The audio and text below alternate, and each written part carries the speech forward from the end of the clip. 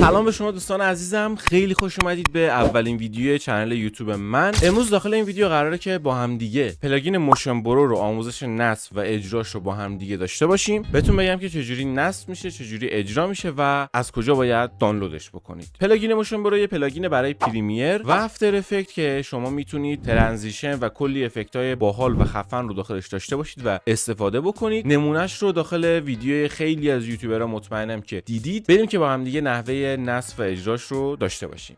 خب دوستان، ما الان پریمیر رو اینجا باز کردیم و از قسمت ویندو و اکستنشنز میایم میبینیم که موشن برو رو نداریم. هر پلاگینی که شما نصب بکنید اینجا براتون میاره. الان توی این لیست ما موشن برو رو نداریم. من دو تا فایل براتون داخل کانال تلگرامم گذاشتم که یکیش فایل نصبی خود موشن برو هستش و یکیش هم پکا و در واقع مجموعه افکت های در واقع موشن برو هستن. فایل اول که خود موشن برو باشه، شما وقتی اکسترکتش بکنید به یه همچین پوشه‌ای برمیخورید که این فایل‌ها داخلش هستن. اگه این هاو تو اینستال رو باز بکنید، اینجا می‌بینید که نوشته این پوشه موشن برو 4 رو، یعنی این رو ما باید داخل این مسیر کپی پیستش بکنیم. پس ما میایم اینجا و این مسیر رو کپی میکنیم، اینجا پیست میکنیم و اینتر میزنیم تا این مسیر برامون باز بشه. بعد این پوشه رو از اینجا میایم کپی میکنیم و اینجا پیستش میکنیم. کانتینیو رو میزنیم تا پر بشه کامل. وقتی این کار انجام دادیم تموم شد، باید این فایل کیز رو باز بکنیم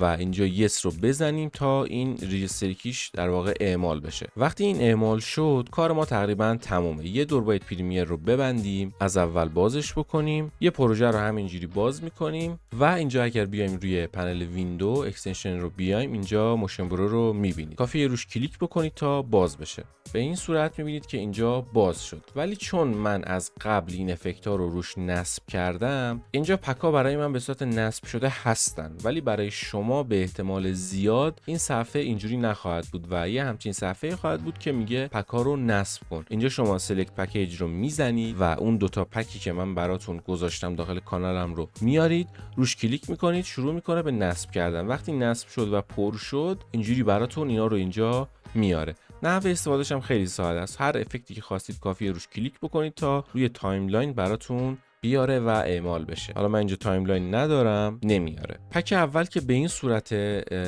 ترانزیشن و موشن شیک و یه سری چیزا واسه دیزاین و گرافیک و اینجور چیزاست. پک دوم پک ساند افکته که خیلی ساند افکتای خفنی توشن. نزدیک به اگه اشتباه نکنم 700 800 تا ساند افکته. دو تا پک دیگه اینجا هستن که این پکا در واقع پکای پولی ان و همینجوری کار نمیکنن. اگه من اینجا براتون یه دونه تایملاین درست بکنم، این پکای پولی کار نمیکنن و ارور میدن و من پیشنهاد میکنم که اینا رو شما نصب نکنید. هر چقدر هم دنبال کرکش بگردید، کرکیش رو نصب بکنید، حتی اگر کار هم بکنه بعد یه مدت از کار میفته و در واقع به درد نمیخوره. به نظر من نصبش نکنید. مهمترینش همین دوتان که براتون گذاشتمش. خب اینم از این ویدیو. امیدوارم که به دردتون خورده باشه و تونسته باشید نصب کنید و استفاده بکنید. اگه نظری دارید خوشحال میشم داخل کامنت ها برام بنویسید. اگه دوست داشتید این ویدیو رو لایک بکنید. اگرم به این ویدیو علاقه دارید خوشحال میشم چنل من رو سابسکرایب بکنید. ویدیوهای کوتاهمون هم داخل اینستا هستش، میتونید اونجا رو هم دنبال بکنید و ببینید. دمتون گرم. تا ویدیو بعدی، خدا نگهدارتون.